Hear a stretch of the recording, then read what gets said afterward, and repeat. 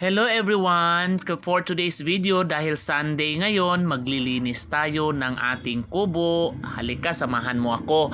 Habang tayo naglilinis, magkwentuhan tayo, kaibigan. Alam mo, may mga araw na pakiramdam mo ay wala nang mangyayari tama sa buhay mo. Habang iba ay tila mabilis na umaangat, ikaw naman ay parang naiwan sa parehong lugar.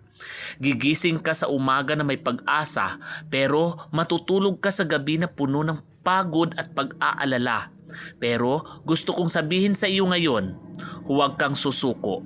Hindi porket mabagal ang takbo mo ay wala ka ng mararating. Hindi porket maraming beses kang nabigo ay wala ka ng pag-asa.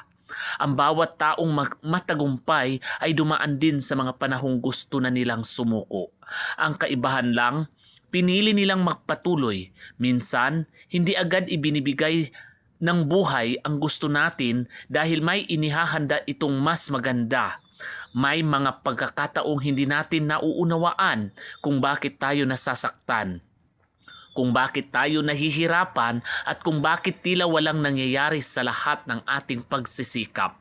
Ngunit tandaan mo ito, ang binhi ay kailangang ibaon muna sa lupa bago ito tumubo.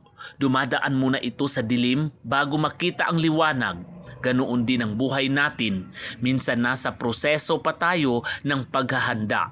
Kung ikaw ay nasasaktan ngayon, lumaban ka. Kung ikaw ay pagod, magpahinga ka. Ngunit huwag kang titigil. Kung ikaw ay nabigo, bumangon ka muli. Dahil ang bawat pagkatalo ay may aral na nagpapalakas sa iyo. Darating ang araw na lilingon ka sa nakaraan at masasabi mong, salamat, hindi ako sumuko. Salamat sa mga luha na nagturo sa akin maging matatag.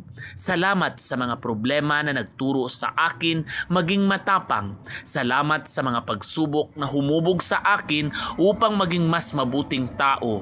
Kaya kung may pangarap ka, ipagpatuloy mo. Kung may laban kang hinaharap, harapin mo. At kung may pakiramdam mo ay wala nang naniniwala sa iyo, maniwala ka pa rin sa sarili mo. Dahil minsan, sapat na ang isang taong hindi sumusuko para mabago ang kanyang buong buhay. At baka ikaw na ang taong iyon.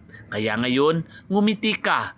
Huminga ka ng malalim at huminga ka at sabihin mo sa sarili mo, hindi pa tapos ang laban.